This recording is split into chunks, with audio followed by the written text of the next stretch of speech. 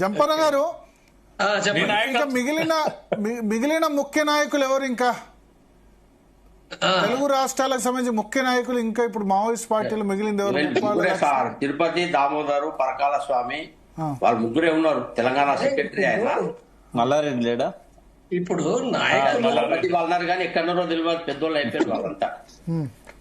ఇప్పుడు ఒకటేంటంటే, సరే ఇడుమ అనేది ఒక ప్రచారంలోకి సంవత్సరం కాలం నుంచి ఎక్కువ వచ్చిండు యాక్షన్స్ మూలంగా. యాక్చువల్ గా పార్టీ లోపట ఇడుమా కంటే సీనియర్ లీడర్స్ ఇంకా అంటే చనిపోగా లేదా సరెండర్ గా కూడా మిగిలిన వాళ్ళు ఉన్నారు. ఇంకా చాలా మంది సీనియర్ కామ్రేడ్స్, గణపతి అయినా, మల్లారాజు రెడ్డి, గణేష్, రామ్దేరు, సాగరు, జనార్దన్ జీ, వీళ్ళంతా పాత వాళ్ళు. ఇంకా కొంతమంది కొత్త వాళ్ళు కూడా సీసీలో ఉన్నారు.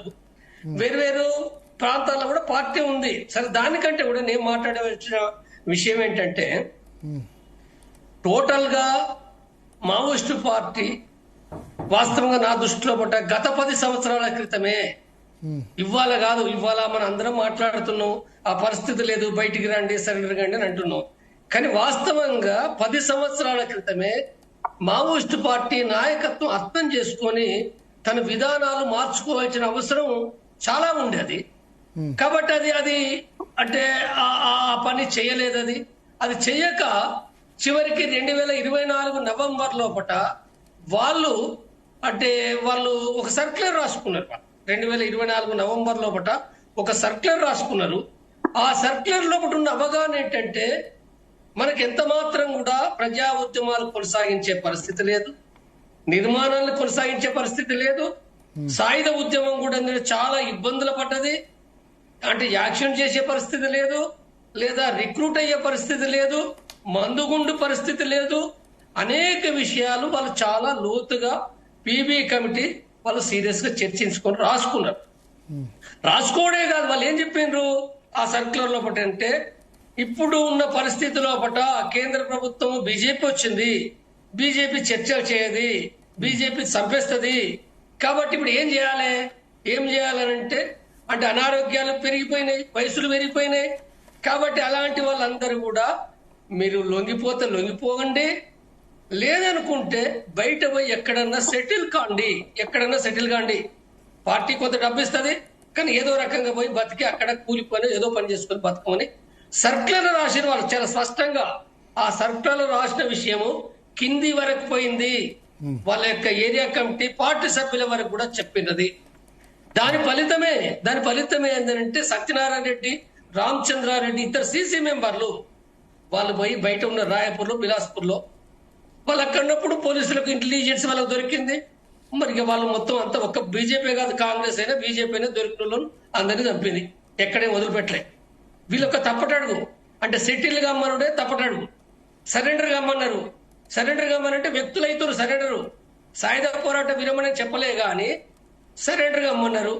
కొంతమంది సరెండర్ అయినరు, ఒక చంద్రన్న కాదు, ప్రకాష్ గారు దానికంటే ముందు నుంచి అవుతారు, చాలా మంది అవుతారు.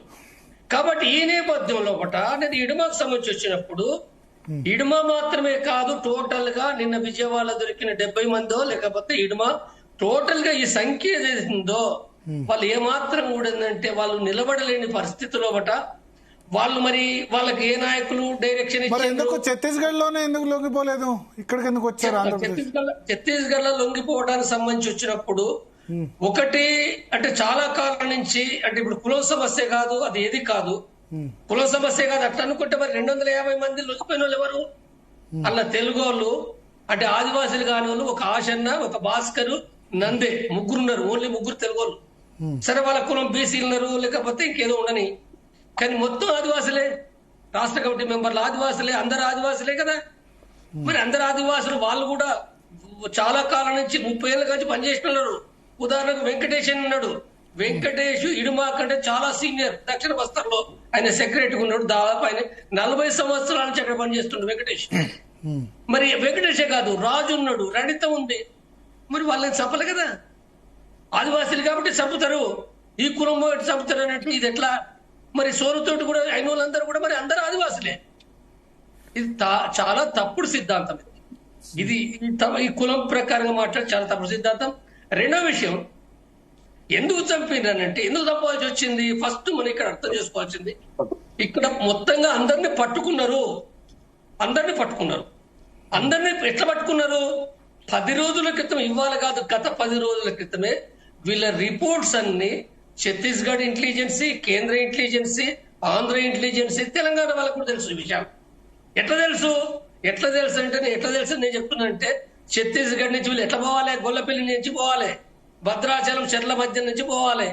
పోయేటప్పుడు మరి ఇడుమా పోతున్నప్పుడు ఊరోళ్ళు కలుస్తారు కదా, అన్ని గూడాలే ఉన్నాయి, అడవిలో కలుస్తారు, ఊర్లో కలుస్తారు. వాళ్ళు ఏ రహస్యాలు చాలా కష్టం అది. వాళ్ళు పోయేటప్పుడు కూడా చాలా మందికి తెలుసు. మరి వీళ్ళు ఎవరితో పోయినరు? మనకి ఇప్పుడు ఆ విజయవాడలో షెల్టర్ గమనించినప్పుడు మనకి ఏమర్థం అవుతుందనంటే అసలు ఆ బిల్డింగ్ లో పోయి వీళ్ళకి పట్టణం తెలియదు, బస్సు తెలియదు, రైలు తెలియదు, నున్నోళ్ళకు ఇలా ఎవరికేం తెలియదు. మరి ఏం తెలియకుండా పోయినరు? ముందే ఇది ఒక ట్రాప్. ఇది ఇంటెలిజెన్స్ యొక్క ట్రాప్ ఏందనంటే మొదటి నుంచి నువ్వు ఏదన్నా కానీ ఇంటెలిజెన్స్ ట్రాప్ ఉంటది. వాళ్ళ చుట్టూ మావోయిస్ట్ పార్టీ చుట్టూతో ఇన్ఫార్మర్లు ఉన్నారు.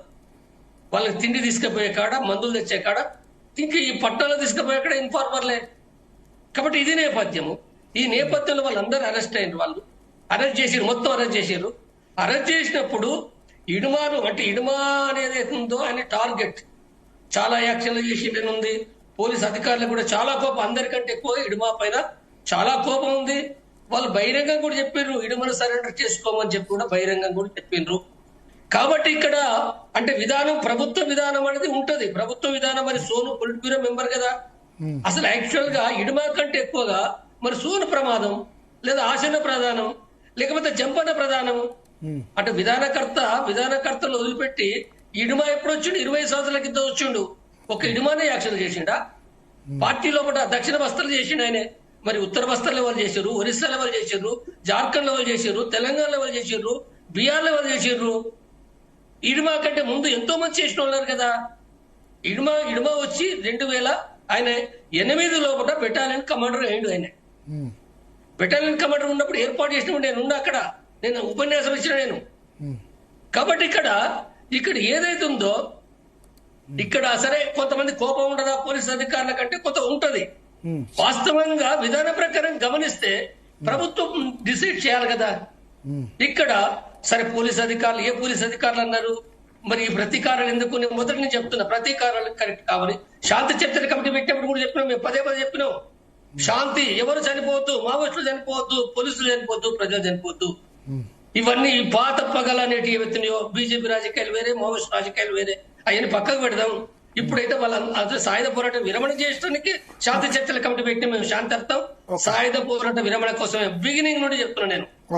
ఈ మధ్యలో ఒకటి ఎవరేం మాట్లాడినా నాకు అనవసరం, కానీ బిగినింగ్ నుండి నేను కొనసాగించింది నేనే కాబట్టి, చెప్పింది నేనే కాబట్టి, దాన్ని రాత ప్రతి తర్వాత రాష్ట్రం అది కాబట్టి ఏదేమైనప్పటికీ అది జరిగిపోయింది అది.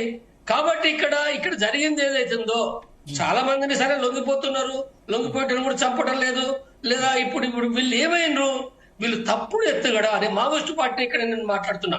కేంద్రం ప్రభుత్వం చేస్తుంది, కానీ మావోయిస్టు పార్టీ తప్పుడు ఎత్తుగడ ఏంటంటే వాళ్ళు తీసుకునే ఎత్తుగడ సెటిల్ కావాలనే ఎత్తుగడ చాలా తప్పు.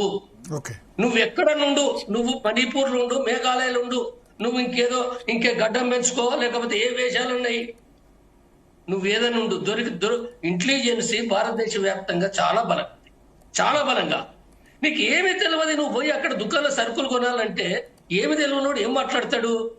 అసలు నేను వచ్చిన 35 ఏళ్ళ నుండి వచ్చి నాకే అర్థం కాలే కదా. నేను హైదరాబాద్ ఉన్నోని గతంలో, నాకే అర్థం కాదు.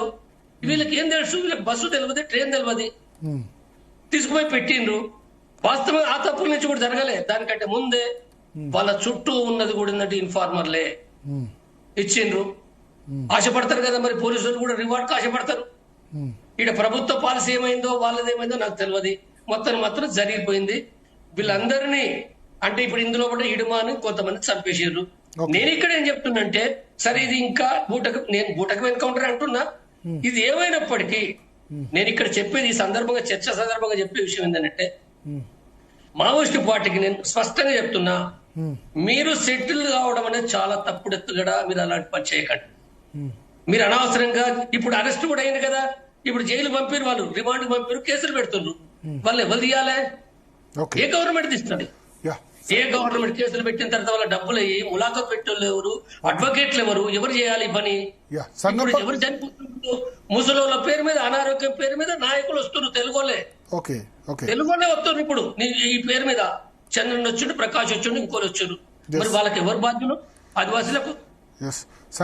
దృష్టిలో పెట్టుకున్నప్పుడు నేను ఇక్కడ చెప్పేది సాయుధ పోరాటానికి అనువైన పరిస్థితులు ఎవరు మీ అందరికి అర్థమైనాయి కదా, మొత్తం అర్థమైంది. ఒక దేవిజీకి అర్థం కాలేదని కాదు, దేవిజీకి అర్థమైంది, చంద్రుడికి అర్థమైంది, సూర్యుకి అర్థమైంది. దేవిజీ రెడీ ఉన్నారా? దేవిజీ లొంగిపోవడానికి రెడీ ఉన్నారా?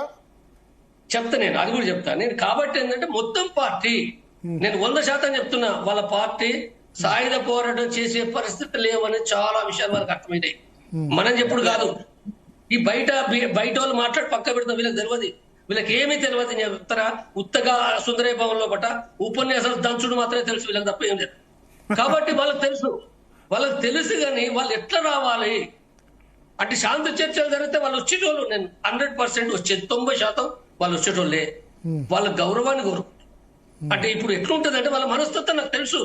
వాళ్ళ మతం ప్రతి సభ్యుడు కూడా ఏం కోరుకుంటాడంటే కొంత లొంగిపోవాలంటే కొంత ఇబ్బంది పడతారు వాళ్ళు. కాబట్టి జరిగింది ఇప్పుడు సోను ఆశన్న 300 మంది వాళ్ళు చివరికి అన్ని ఆలోచించుకొని, ఇది ఇప్పటి ఆలోచన కాదు, వాళ్ళ 6 నెలల కాంచి ముందు నుంచి ఉన్నాయి వాళ్ళకి ఆలోచనలు, ఏం చేయాలని ఉన్నది. కాబట్టి వాళ్ళు నిర్ణయం తీసుకున్నారు. తప్పో ఒప్పో ఏమన్నా కానీ ఎవడన్నా ఏమన్నా తిట్టని అని చెప్పి వాళ్ళు వచ్చిండ్రు. నా దృష్టిలో అది మంచిదే, మొదటి నుంచి నేను వెల్కమ్ చేస్తున్నా నేను. కాబట్టి ఇప్పుడు వాళ్ళకు కూడా మావోయిస్టు పార్టీ ఏదైతే ఉందో అంటే ఇప్పుడు సమాజంలో కూడా ఇప్పుడు తెలంగాణలో కూడా కొంత మారుతూ ఉన్నది. ఇప్పుడు ఒక నెల రోజుల కాంచి, నెల కాదు 15 రోజుల కాంచి చాలా మంది రాస్తున్నారు, చాలా మంది కూడా మళ్ళీ మాట్లాడుతుంది. ఇది మంచి పరిణామం. అది ఇప్పుడు ఆ సాయుధ పోరాటం వల్ల నోర్లు మూతపడ్డాయి, పడతాయి, ఇంకా పడతాయి, తప్పకుండా పడతాయి. కాబట్టి దేశమంతా కూడా అభినందిస్తున్నారు. కాబట్టి ఇప్పుడు ఏదైతుందో ఇప్పుడు వీళ్ళు అంటే సరెండర్ అంటేనే ద్రోహం అంటారు, వచ్చుడు ద్రోహం అంటారు. ఆ వచ్చుడు వాళ్ళకి ఏముంటది? ఇప్పుడు ఇడుమ ఎందుకు చచ్చిపోయిండు? ఇడుమ చచ్చిపోయడానికి నిన్నటి దాకా సాయుధ పోరాటం అన్నాడు. ఆయన ఒక ఇజ్జత్ గా ఫీల్ అయ్యి ఎక్కడో సెటిల్ అయిదాం అనుకున్నాడు. నేను అందుకోసం ఇప్పుడు దేవజీకైనా ఇతరులకైనా సరెండర్ అంటే తప్పు లేదు. సరెండర్ అంటే మన రాజ్యాంగానికి సరెండర్ అవుతాను. మీరు స్వేచ్ఛగా వచ్చి సంఘం పెట్టండి, మాట్లాడండి, చెయ్యండి. ఇప్పుడు చాలా మంది మాట్లాడారు. మీరు ఇక్కడ చెప్పినట్టు నిజమైన కమ్యూనిస్ట్ పార్టీ పెట్టండి, సిద్ధాంత ప్రచారం చేయండి. సిద్ధాంత ప్రచారం చేసుకోవచ్చు కదా, చేసుకొని చెయ్యాలి తప్ప వేరేది కాదు. కాబట్టి వాళ్ళు అనవసరంగా చనిపోడు కంటే కూడా అది వేస్ట్. అది మీరు ఏమి చేయలేరు.